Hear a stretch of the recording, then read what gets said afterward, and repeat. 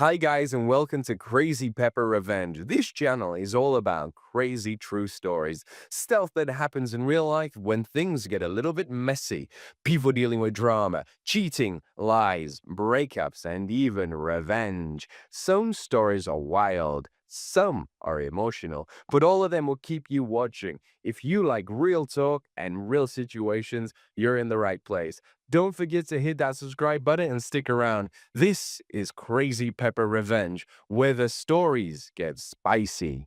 They betrayed me together, but I planned each of their downfalls separately.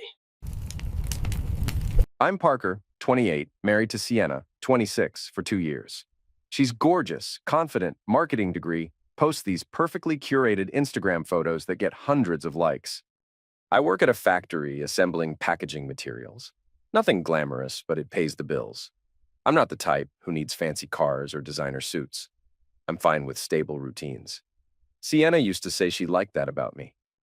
Then there's Damien, my brother, 32, 6'3", built, always the star in any room he enters. He's in sales, has a company car, and a magnetic smile that could charm the last dollar out of a billionaire's pocket.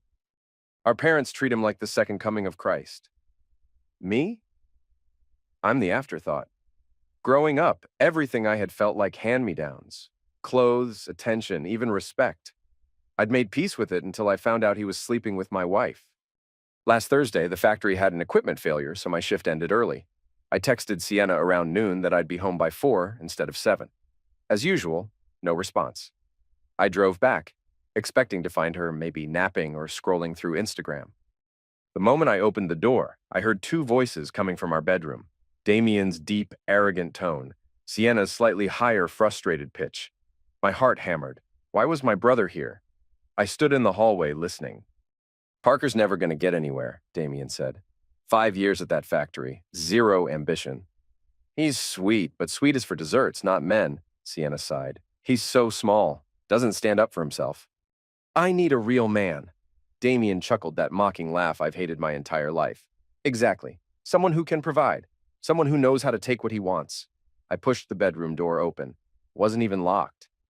They were sitting on my bed, fully clothed, but intimate in a way that felt more intimate than if I'd caught them without clothes. Damien leaned back against the headboard, arms spread like he owned the place. Sienna sat cross-legged, angled toward him, her entire body language screaming comfort. They looked at me with annoyance, like I was an unwanted intruder. The hell is this? I demanded, voice cracking. Hey, little bro. Thought you wouldn't be home till later. Damien grinned smugly. Why are you in my bedroom? Sienna rolled her eyes like I was a whining child. We were talking about how you have no spine. I'm tired of pretending everything's okay. You're engaged, remember? Melina's planning your future, I told Damien. He laughed dismissively. Melina and I have an arrangement. Sienna deserves a real man. It's not my fault you're content with mediocrity. Get out of my apartment. Our apartment, Sienna snorted. My name's on the lease too. Actually, you should leave. I'm done with your dead-end job and timid routine. Pack your things. Go. Something inside me went cold. I didn't scream or punch him. I just grabbed a duffel bag and stuffed in my laptop, clothes, anything I could reach. Sienna tossed me trash bags to pack the rest. While I shoved belongings into them, she and Damien exchanged smug whispers. Once my arms were full, I stalked to the door. No hard feelings, right? You'll find someone more your speed, Damien called as I left. I drove around aimlessly for hours until my buddy Mike let me crash on his couch. The next day, I moved into this motel. That's where my new life started, I guess, in a dingy room with a blinking neon sign. I spent the first night at the motel sifting through my trash bags, tears of rage blurring my vision. That's when I found my old iPad, the one I'd barely used since Christmas. I booted it up, and to my shock, it was still linked to my iCloud and apparently still synced to Sienna's phone because, when she ran out of storage, I'd added her to my plan. Messages, photos, voice notes. Everything was there. It felt wrong, but after what happened, I figured I had every right to see the truth. The texts between her and Damien went back months, starting with casual flirting, building toward meeting up while I was at work. One message from Damien made my stomach turn to ice. Taking your wife is a bonus, but the real thrill is seeing that look on Parker's face when he figures out he lost again. Like back when we were kids and I took his bike. Some people are just born losers. So this was a game to him. Not even about love or lust, just taking something from me to prove he could. Sienna was fully on board, complaining about my lack of ambition and boring lifestyle. They planned how to slowly nudge me out. She even told him the best times to come by, how to avoid me. She mocked me for not noticing the signs. I saved screenshots, hands shaking with fury. They called me weak. Fine. I'd show them what a weakling can do when cornered. My parents' reaction was predictable. When I showed up bloodshot and shaking, telling them about the betrayal, they started with, "Maybe if you'd paid more attention to your wife. Maybe if you aimed higher in your career. Are you blaming me for her cheating with my own brother? We're not blaming you exactly, but sometimes women stray when they feel unfulfilled," Mom sighed. "You've been stuck in that same job for years." Dad nodded grimly. "Damien's dynamic. He goes places. You can't fault Sienna for wanting more." I stormed out. They didn't follow. Once again, Damien was the golden boy. I took 2 days off work to dig deeper into Damien's digital footprints. Found references to him stealing credit from subordinates at Uncle Edwin's logistics company, partying while claiming business trips, messages to Melina, barely mentioning his side piece. Uncle Edwin runs a prestigious firm and adores Damien. Perfect place to strike. I arranged a meeting under the pretense of career advice at his country club. "You must be proud of Damien's upcoming promotion," I said casually, though I heard some rumors about him taking credit for his team's work. Could lead to nepotism talk. I showed him screenshots of Damien bragging about borrowing subordinates' work, questionable use of company funds. Edwin's frown deepened as he scrolled. "I appreciate you bringing this to me." "I'll look into it," he said quietly. Back at the motel, frantic messages started flooding in from Sienna. "Please, let's talk." I made a mistake. Then Damien, "Stop whatever you're doing, this isn't funny." I ignored them all, but answered when Melina called wanting to meet. At a chic cafe, she looked rattled. "I heard you and Sienna split." Damien said it was mutual, but then I found messages between them. Her voice trembled. "He's been lying for months. When I confronted him, he claimed it was just flirting. Then I found evidence of other women, too. I gave the ring back, called off the engagement." I showed her the screenshots. She went pale, reading Damien's vile words about humiliating me. "It's all some game to him," she whispered. My fury had consumed me so completely that I started fantasizing about physically hurting Damien. But I'm not a fighter and didn't want jail time. A darker idea took shape. If I couldn't smash his face, I'd smash something he adored even more. His pristine black BMW. Near my motel, I approached a desperate homeless guy rummaging through dumpsters. With twisted purpose, I offered him a few $100 I couldn't spare to set Damien's BMW on fire. Gave him the license plate and location. 2 nights later, local news reported a car fire at the West Side Athletic Club. Black BMW, suspected arson. Damien called the next day, voice tight with rage. "Someone burned my car, Parker. Don't you dare act innocent. I know you're behind this." "That's a serious accusation. I have no idea what you're talking about." "You're playing with fire. First you sabotage my promotion, turn Melina against me, now this, all because I took your wife. Seems like your perfect life is unraveling. Maybe rethink your choices," I said, hands shaking as nausea hit me. I just paid someone to commit a felony. Mom insisted on family dinner to hash things out. Damien arrived late, bloodshot eyes, unkempt hair. No sign of the slick corporate shark I once knew. Dad glared. "Any updates on your living situation? Or still at that motel?" "He probably likes it there since it suits his low standards," Damien scoffed. "Yes, let's talk about how you wrecked my marriage and now want to blame me for your meltdown," I smirked. "Don't act like a saint. You showed Uncle Edwin those files, turned Melina against me, and I know you burned my car." He pointed his fork at me. Dad slammed the table. "Enough, Parker. If you did anything illegal..." I stood, voice shaking with anger. "Your precious son did this to himself. You can lie all you want, but you're proving you're not so weak after all. Congratulations." Damien laughed bitterly. Damien stormed off. Dad glared at me like it was my fault. Days later, Uncle Edwin summoned me to his office. "I've investigated Damien's work. Enough irregularities that the board placed him on probation. The promotion is off the table." As I left, Edwin offered me a management opening. I thanked him but didn't commit. I wanted distance from everything associated with Damien. Sienna's roommate Heather reached out saying Sienna had my headphones. Meeting her at a park, she blurted, "She's been lying for months." Damien was coming over since January. After you left, he ghosted her, blocked her number, told her it was just a game to take her from you. She's devastated. Hard to feel sorry for her after she humiliated me and threw trash bags at me, I said. One evening, returning to my motel with microwave dinners, Damien was by my door, drunk, bloodshot, hair a mess. "You ruined my promotion, Malene is gone, my car's in ashes, and Sienna keeps whining that I used her." "Congratulations, Parker. You're not a loser anymore, you're a monster." He shoved me against the wall, breath reeking of whiskey. "This is all your fault. You couldn't just let me have a little fun, could you?" I shoved back hard. "You humiliated me. Took my wife just to prove you could. Don't cry about consequences now." "I never expected you to fight back like this. You're worse than I am." "Maybe. But now you know how it feels to have someone rip away everything you value." He stumbled off. Once he was my brother. Now I was consumed with hatred so deep I'd torched his life in return.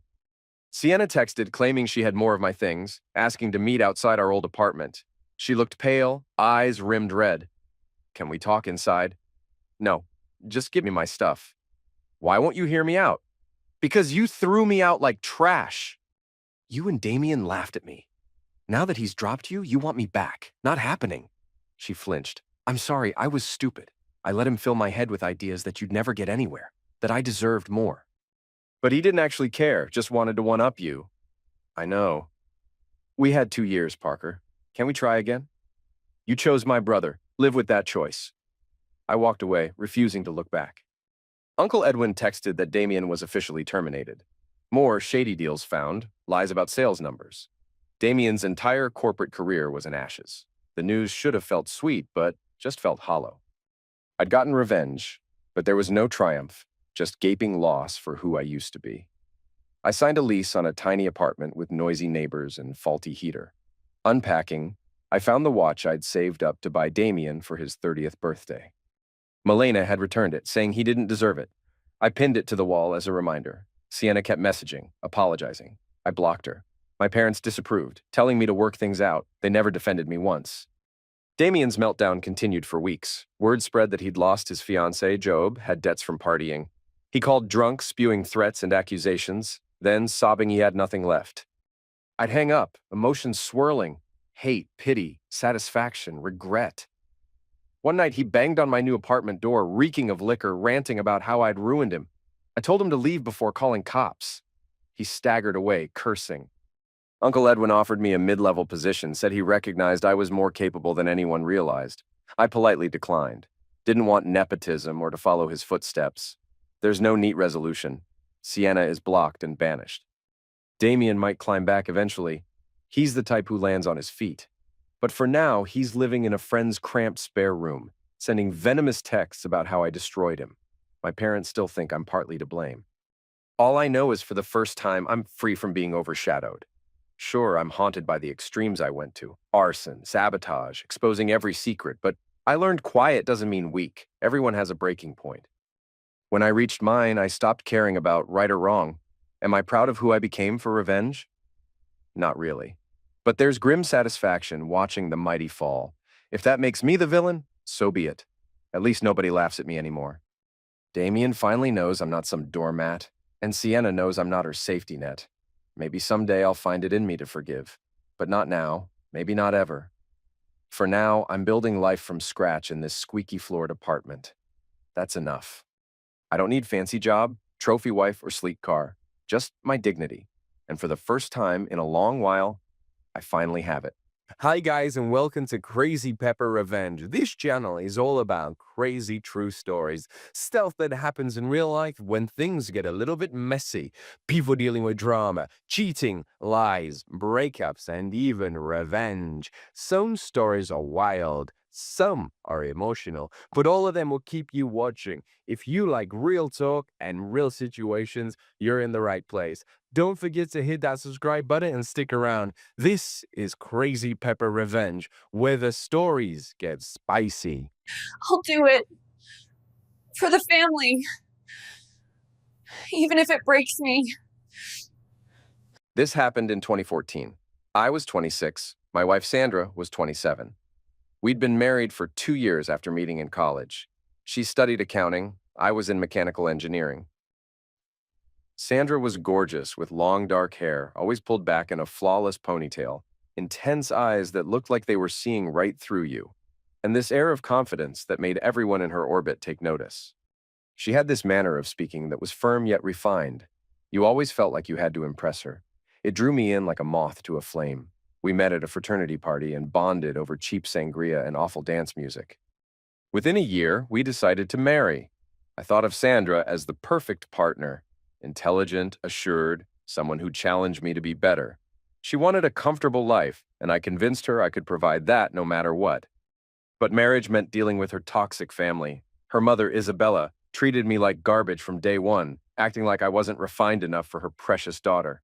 She'd make constant snide comments. "My dear, you deserve someone far more refined," right to my face. Sandra's father, Marco, was a pushover who never stood up to Isabella's domineering presence. Sandra's sister, Serena, was married to Arnold and had been struggling with infertility for several years. Initially, Sandra and I planned to wait on kids. We wanted to travel the world, build careers, pay off the mortgage. "We have plenty of time for babies," Sandra would say with her signature arrogance. "There are more important things to focus on first." I actually liked this arrangement because I had my own ambitions at the engineering firm. Everything changed after Isabella had a health scare and was hospitalized. The moment Sandra found out, she went into a panic. For years, Isabella had hammered into her daughters' heads that family is everything, and each woman's greatest pride is producing an heir. Then came Isabella and Marco's 30th wedding anniversary, one of those big affairs with formal wear, fancy dinner, atmosphere of forced cheer. Isabella used the microphone that night to dramatically lament her fragile health and grave fear that she might never become a grandmother. During that same party, Serena broke down in tears, confessing to the family that she'd been to numerous fertility clinics with no luck. She simply couldn't conceive, and the emotional weight was crushing her. Isabella theatrically declared, "I just want grandchildren. Serena tried, but we might never have a child in this family's bloodline. If Sandra also waits forever, I might be gone by then." She cast a disparaging glance in my direction, as if I was personally denying her a grandbaby. The pressure intensified when Serena attempted self-destruction from the stress. I got a call from Sandra. "Alex, I'm at the hospital. It's Serena. She tried to hurt herself. She overdosed on pills." When I arrived, Sandra's eyes were red from crying. Isabella stood with that icy expression, and Arnold paced in a corner. At the hospital, Isabella had the audacity to blame me. "You do realize that if you and Sandra would just have a child, Serena wouldn't feel all this pressure alone." Her audacity took my breath away. "That's not how mental health works," I retorted. "Don't blame me for your daughter's breakdown." Sandra tensed up but didn't defend me. She never did in front of her mother. 2 days later, the entire extended family gathered at Isabella's house to discuss solutions. I listened to the same old laments. No grandchildren, heartbreak, a mother's dying wish. My patience was worn thin. Finally, I suggested, "What about adoption? For Serena and Arnold?" Isabella practically spat. "That's not a real grandchild. We're talking about our bloodline. It's not an option." The whole family treated me like I was ignorant for even suggesting it. A few weeks later, Serena and Arnold started visiting our house more often, whispering with Sandra in the kitchen. The moment I'd enter, they'd clam up. Sandra became increasingly secretive with her phone, snatching it up whenever it buzzed. When I questioned her, she'd dismiss me. "I'm just talking with Serena. She's still fragile. You wouldn't understand." My frustrations with Sandra were growing. She was always so arrogant, dismissing me whenever I questioned anything. I'll admit, I started lashing out with petty insults. "Maybe if you used that fancy accounting degree to see what a fool you're being, you'd see the big picture." Then came July 5th, the day that changed everything. I pulled into our driveway and saw a cluster of cars, Isabella's, Serena's, Arnold's, and others. My heart pounded with foreboding. Stepping inside, I discovered them assembled in our living room like some twisted intervention. Isabella turned her frosty gaze on me. "We're here to settle the matter of grandchildren," she said with that lethal hush in her tone.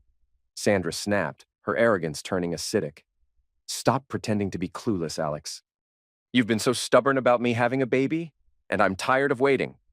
Isabella seized the moment. "Our solution has become quite simple. Since Serena can't conceive and you refuse to step up as a father, Sandra will conceive a child with Arnold." Serena will raise it as her own. My breath caught. I stared in disbelief, but no one blinked or laughed. This was no joke. What? I finally croaked, heart pounding. Arnold smirked. We're not asking for your permission, man. It's basically a done deal. We just wanted you to know. My fury ignited. I glared at Sandra. So that's it? You all meet behind my back and come up with this twisted plan and I'm the last to know? She shrugged. It's for Serena. She's depressed. She tried to eliminate herself, remember? This baby will give her hope. You, Alex, are selfish. Always have been. Something in me snapped. You're all insane, I roared, lunging for Arnold. My punch landed square on his jaw, sending him sprawling onto the carpet. Serena screamed. Sandra grabbed at me, but I shoved her aside. Get out of my house, I bellowed. They fled, hurling insults. Isabella shrieked, You are an unworthy husband. My daughter deserves better. Sandra was the last to storm out, only to barge into our bedroom, face contorted with anger. I followed and slammed the door. You're letting them manipulate you into sleeping with your brother-in-law. That's vile, she glared. You have no idea how hopeless Serena feels. My mother is right. She might die any day without seeing a grandchild. You're too blind to care. Our argument spiraled in circles of shouts and curses. Eventually, she locked herself in the bathroom, and I left to cool off. For days, we lived separate lives under the same roof, barely speaking except for barbed remarks. Then Sandra apologized. She came home one evening. I shouldn't have slapped you, and I'm sorry for the things I said. She sighed. Serena's on self-destruction watch. My mother's still scolding me about not being pregnant. The entire family is counting on me to fix everything. I feel trapped, but I can't betray them. Despite my rage, part of me still wanted to be recognized as good enough. Finally, I sighed. Fine, we'll discuss having a baby. Our baby. On one condition. No more talk of Arnold impregnating you. That's off the table. We sealed our fragile truce that night. Over the next 6 months, I gave Sandra anything she wanted. New furniture, spa weekends, expensive gifts. She soaked up the attention, growing smugger each time. This is exactly what I needed. I enjoyed the sense of power, dangling the possibility of fatherhood while fueling my superiority. One evening, Sandra came home glowing. I found the perfect spot for a romantic trip. Let's go to Santorini or the Maldives. I planned a grand gesture. Plane tickets to Santorini for 2 weeks in a luxury villa. It cost me a fortune, but I wanted to see how far her arrogance could go. On February 20th, the day the tickets arrived, I hurried home to surprise her. The house was quiet when I walked in. I found a note on our bed in Sandra's delicate handwriting. Alex, you see that nothing in our relationship changes, no matter how much we try. I love you, but I also love my family, and I cannot watch my sister suffer. They need me to provide an heir to our family's line. I'm leaving for a month. Arnold, my parents and I will be out of town. We won't tell you where because you'd only interfere. I have to do this for Serena. I'll come back when I'm pregnant, and we'll pretend nothing ever happened. The baby will be theirs to raise. Don't try to find me. I'm sorry. I stood there reading over and over, a tremor building in my chest. She chose them, chose Arnold. I felt that dark rage surging inside me. Without thinking, I hurled the plane tickets across the room. My entire plan of controlling her with lavish gifts was worthless. After 2 days wallowing in hatred, I decided I'd had enough. I called a real estate agent to explore renting our house. Sold most of our electronics, furniture, even the car. Emptied our joint accounts, leaving only a few meager dollars. If Sandra wanted to come back after her twisted quest, she'd find a hollow shell and zero access to my money. The next day, I took a final look at the empty living room and left for the airport with a duffel bag in one hand, Sandra's abandoned phone in the other. 3 weeks after arriving in Toronto, I rummaged through Sandra's phone out of morbid curiosity. I connected it to Wi-Fi in my modest apartment. Notifications flooded in. One grabbed my attention, a family WhatsApp group titled Baby. The latest message was from Serena. It's finally happened, everyone. After more than 20 attempts, we're going to have a grandchild. She'd attached photos, Arnold looking smug, half undressed, and my wife in nothing but underwear, hair plastered to her forehead with sweat, triumphant grin on her face. The second photo showed a pregnancy test with 2 pink lines. I felt physically ill seeing photographic evidence of their betrayal. Then Sandra started texting my phone. Love, I'm home now. Everything went perfectly. I'm pregnant with Arnold's child. Please come back. Followed by, darling, come home. We need to talk. The accounts are empty and the cards don't work. I need money for groceries. I let out a bark of harsh laughter. Now you want me to fund your brother-in-law's child over my dead body. She tried calling repeatedly. I let the phone ring. Then came a barrage from Serena, Arnold, Isabella. My block list grew by the hour. In their twisted minds, I was still part of their family, expected to foot the bills. My own father called, confused by Sandra's claims I'd abandoned her. I sent him the photos and he was horrified. Alex, that woman is insane. You made the right choice. I built a new life in Canada, eventually getting a good engineering job in Montreal, filed for divorce using Sandra's note and photos as evidence. Then came the ultimate twist. My friend Elliot called with news that Sandra had miscarried. She lost Arnold's baby, possibly from stress, and had to have her uterus removed. She could never have children again. Isabella was furious, blaming me. Serena had a massive falling out with Sandra, blaming her for everything. The entire fiasco was imploding. Nearly a year later, Sandra video called from an unknown number. When I answered, her face filled the screen, eyes sunken, complexion sallow, looking like she'd aged a decade. Alex, please don't hang up. I lost the baby. The doctors had to remove my uterus. I can't ever conceive again. I've cut ties with my mother, with Arnold and Serena. None of it was worth it. I'm so sorry. I felt no pity, only bitter triumph. I let silence stretch before speaking coldly. Let's keep this brief. You made your choices, Sandra. You confused my love for blind obedience. You wanted to please that harpy mother of yours and expected me to nod along. Now you're reaping the consequences. Her tears started falling. I know, I made a terrible mistake. I was arrogant, cruel, and I let them control me. Can't we fix this?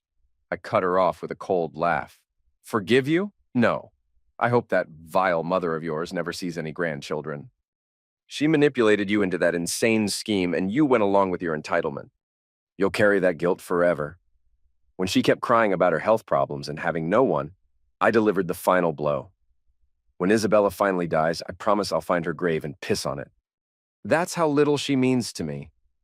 Sandra let out a wounded wail, tears streaming down her face. I ended the call and blocked the number. In late 2019, the divorce went through.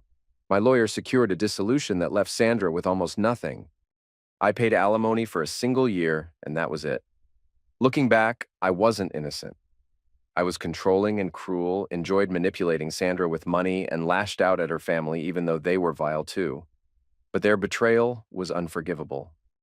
Sandra chose her toxic family's twisted scheme over our marriage. She got pregnant by her brother-in-law behind my back, expected me to fund it, and thought she could come crawling back like nothing happened. Instead, she lost everything: the baby, her fertility, her family relationships, her marriage, and any financial security. She made her bed with that manipulative family and their sick plan. She got exactly what she deserved. Nothing. Hi guys, and welcome to Crazy Pepper Revenge. This channel is all about crazy true stories, stuff that happens in real life when things get a little bit messy, people dealing with drama, cheating, lies, breakups, and even revenge. Some stories are wild, some are emotional, but all of them will keep you watching. If you like real talk and real situations, you're in the right place. Don't forget to hit that subscribe button and stick around. This is Crazy Pepper Revenge, where the stories get spicy. This is where our love ends. In your lies! I woke up Tuesday thinking it would be just another routine day in the life I'd built over 7 years. Alarm at 5:30 a.m., that annoying beep drilling into my brain, but I never hit snooze. Responsibility was my mantra. My wife Isabella lay beside me, hair fanned across the pillow. I kissed her forehead. She didn't stir. Made coffee in our pristine kitchen. Isabella obsessively kept it Instagram ready, always showing off to her superficial friends. Sometimes I wondered if she only wanted an immaculate life for the photos, but I loved it anyway, or told myself I did. Drove to the office where I'd been a loyal mid-level manager for 7 years. If you'd asked me that morning whether I expected to lose my job, I'd have laughed. My performance reviews were stellar. I consistently exceeded targets, worked nights and weekends, accepted every project without complaint. I was the dependable provider who never let anyone down. By 10 a.m., I was walking out with my entire foundation cracked wide open. "Come in," Declan said from behind his imposing desk. My boss, tall, slicked-back hair, perpetual smug grin like he was waiting for you to screw up. Budget cuts, restructuring, nothing personal. "You've been an asset, truly, but the board eliminated your position." My stomach dropped like a lead weight. My identity was wrapped up in being stable, the earner, the dependable husband and father. In one blow, it was gone. 3 months severance, extended benefits, corporate lip service while my head felt disconnected from reality. I decided not to tell Isabella yet. Instead, I'd do something to cushion the blow. Remind her we were a team. Drove to Trader Joe's, grabbed ingredients for her favorite pasta dish. On impulse, picked up fancy red wine and a $65 bouquet of lilies and hydrangeas. Probably foolish when I just lost my job, but I wanted to signal, look, I'm still the man you married. Arrived home early, spent 2 hours cooking a real feast. Homemade tomato sauce simmering with garlic and basil, fresh noodles, side salad with homemade dressing. Found candlesticks to create romantic atmosphere. It felt theatrical, but I wanted the moment perfect. Isabella walked in at 5:30, our daughter Catalina trailing behind. Catalina was 10, shy but bright, just back from piano lessons. Usually she'd greet me with a little wave and half smile. This time she stood wide-eyed, sensing tension I hadn't realized was there. "What's all this?" Isabella asked, hand on hip. She wore a crisp blazer, high heels, elaborate nail art. I suddenly felt silly in my apron. "I thought I'd treat you to special dinner. Something happened at work, but let's talk after we eat." Her eyes narrowed. "No, tell me now. You've never done anything like this on a random Tuesday." So I told her, company let me go, but decent severance, I'd find something quickly. We had savings. It would be okay. Isabella stared at me, then at the bouquet I was awkwardly holding, and snorted. "What's this? A guilt gift from an unemployed clown?" The word stung. I glanced at Catalina, whose mouth fell open like she couldn't believe her mother could talk to me like that. Isabella wasn't done. She took the flowers, walked to the sink, and threw them in. Water splashed everywhere. My heart pounded in my ears. "See, Catalina, that's what a failure looks like," Isabella said, turning to our daughter. Catalina's face twisted in confusion and fear. I stayed frozen, forced to smile, partly from shock, partly not wanting to escalate in front of our child. That night, Isabella unleashed vicious tirade. After Catalina went to bed, she ranted about mortgages, social status, the Aspen trip she'd planned, how humiliating it would be telling her friends. Not once did she ask if I was okay. I migrated to the couch, reeling from her cruelty. Staring at the ceiling, I realized how many red flags I'd ignored. She'd always been obsessed with appearances, always pushing to impress her circle of superficial friends. Next morning, she went to Pilates, ignoring me like I no longer existed. That's when I dug into our finances and discovered she'd secretly opened a credit card 6 months ago, racking up over $15,000 in charges for luxury goods, spa weekends, plus a $22,000 personal loan. Where that money went, I could only guess. Designer bags? Botox fund? The betrayal stung almost as much as losing my job. By the time she came home complaining to her friend about my unemployment embarrassing the family, my entire perception of our marriage had changed. But I didn't know how deep the betrayal truly went. Yet. 3 days after losing my job, I was relegated to the couch again. Around midnight, half awake, I heard hushed voices in the hallway. "Mom, when will we move to my real daddy?" Catalina whispered. I froze. My entire body went rigid. "Real daddy? I don't want to live with this clown. I'm scared of clowns. I don't like clowns." My mind spun, heart pounding. Why would Catalina say such a thing? "Shh," Isabella said. "After I deal with the finances, we'll move. Just a little longer. Then we can be with Declan for good." Declan, my boss. My ex-boss who had just fired me. I almost sat up wanting to confront her, but something told me to remain silent. The conversation was short, but felt like a wrecking ball, obliterating the last standing column of trust in my life. Catalina, my daughter who I'd raised as my own, was apparently calling Declan her real daddy, and Isabella was promising they'd move in with him once finances were settled. I didn't sleep that night. My mind flooded with memories. Times Declan had invited me to dinners, how friendly he'd seemed, how I'd introduced him to Isabella, Times he'd pay too much attention to her at company events. I'd chalked it up to him being naturally flirtatious.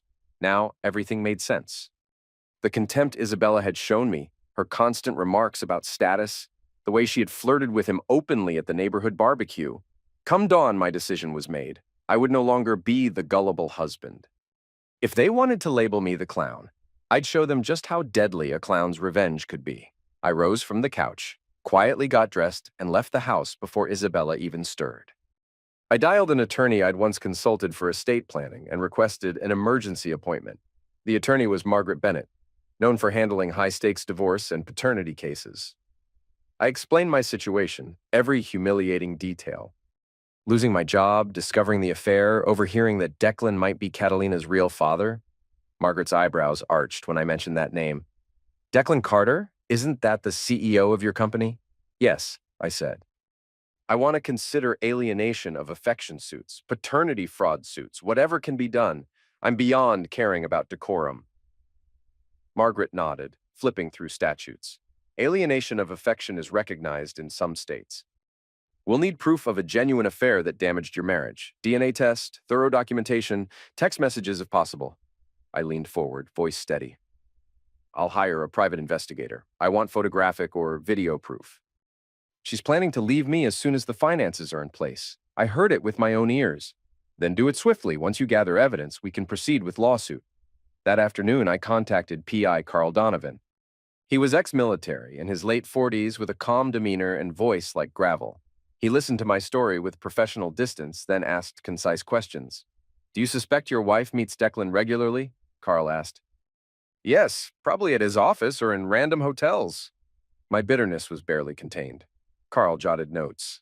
I'll start with her daily routine, track her movements. If they're as brazen as you think, it won't take long to catch them. I gave him Isabella's photos, license plate, schedule of Pilates classes, spa days, everything. It took less than a week. Tuesday afternoon, text from Carl. Got them.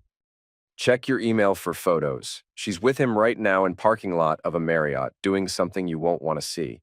Sorry, man. My stomach clenched and hands shook as I opened email. The pictures were explicit in their implication. Isabella's head bent over Declan in driver's seat, intimately engaged with him. You could see Declan's smug expression from half-rolled window. They were parked behind building, probably thinking no one would spot them. I might have vomited if I hadn't been so furious. Sickening wave of betrayal rolled through me, but it also fueled my rage. I forwarded photos to Margaret immediately. I didn't confront Isabella yet. I continued my charade of looking for job, letting her believe I was clueless. In truth, I was orchestrating far bigger takedown. For DNA test, I used discreet mail-in kit. One night while Catalina slept, I took swab from her toothbrush, carefully following instructions for my own sample. I swabbed my cheek, sealed everything, mailed it in. 2 weeks later, results arrived. 0% probability of paternity. Catalina was genetically not my daughter. I felt something akin to massive iron doors slamming shut in my soul. Everything Isabella had built was lie from day one. If she'd been cheating with Declan longer than Catalina's entire life, betrayal was so deep, I'd never see light on other side. But I wanted more than court victories. I wanted public humiliation. Through Carl, I discovered Declan was also having an affair with Gerald's wife. Gerald, being company accountant, built like linebacker. I anonymously tipped Gerald off with photos and video. Then I orchestrated the final confrontation. Hired 2 private security guards and went to Declan's office building where Isabella was visiting. When I showed up with Baxter and Juan flanking me, Isabella panicked. James, what are you doing here? I came to see Declan. Is he in? Just then, Gerald burst from elevator, 6 3 inches and 250 pounds of pure rage. Where is he? That son of a witch is dead. Go ahead, Isabella, I said coldly. Tell him where Declan is. Unless you want me to do it. I pulled out phone, showed her the parking lot photos. Her face went white. A few employees who overheard let out hushed exclamations. The receptionist's hand flew to her mouth. You think I didn't know? I said, stepping closer. I've been collecting receipts, Isabella. We stormed to the glass-walled conference room where Declan sat with board members and HR director. Gerald banged door open so hard it hit wall. We've got business, I announced loud enough for everyone to hear. Personal business. This man thought he could fire me, take my wife, ruin my life, and get away with it. I tossed DNA results on conference table. I have evidence you've been sleeping with my wife for years. My daughter Catalina, she's actually your daughter biologically. 0% chance she's mine. The HR director let out small gasp. One board member stood, mouth open, looking from me to Declan. Gerald stepped forward with his phone. You piece of filth! This is you with my wife! He played video of Declan entering hotel room with Gerald's wife. He's cheating on you too, Isabella, I sneered. Did you think you were his only mistress? Isabella's eyes darted between us. How could you? You said you loved me. My guard stepped forward. Declan Carter, you're being served with a lawsuit for alienation of affection. Baxter handed him papers. Juan served Isabella with divorce papers and paternity fraud charges. Let's talk about how you told Catalina I was unemployed clown, I continued.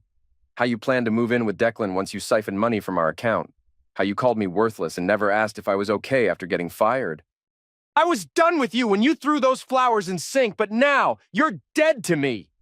Gerald grabbed Declan by collar, slammed him against glass wall. Room shook. You ruined my marriage too. He slapped Declan hard, then shoved him to floor, delivering another blow. Crimson appeared at Declan's mouth. This is just the beginning, I hissed, leaning over fallen Declan. I am going to bury you in legal fees and destroy your reputation. I've already got new business lined up with your competitor. They're thrilled you're about to be embroiled in scandal. Isabella rushed forward, tears streaming. James, don't do this. We can figure something out. Figure out what? You've already got everything you need, right? Except all that money you stole out of our account is half mine, and I'm going to fight you for every last cent. Oh, and that lavish lifestyle you love so much? That ends today. Declan spat crimson, trying to stand. You fool! You were incompetent at your job. That's why I fired you. Isabella complained about you for years, said you were worthless. I let out hollow laugh. You two deserve each other. But guess what? She's not the only one you were screwing behind my back. So maybe you deserve to be alone. Or maybe you can keep collecting women like trophies. Won't matter when your career is torpedoed. Building security arrived, but my guards intercepted them, calmly explaining we were serving legal papers.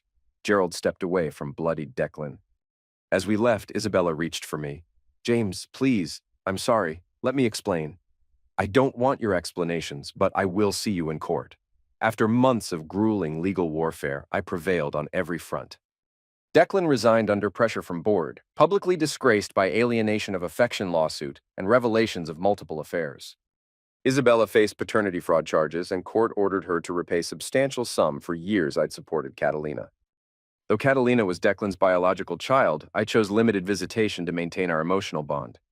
Not her fault her mother was liar. Gerald divorced his wife and joined me as accountant in my new venture. When final gavel fell, both Isabella and Declan had paid financially and socially for lies they'd spun. Sometimes the clown gets the last laugh,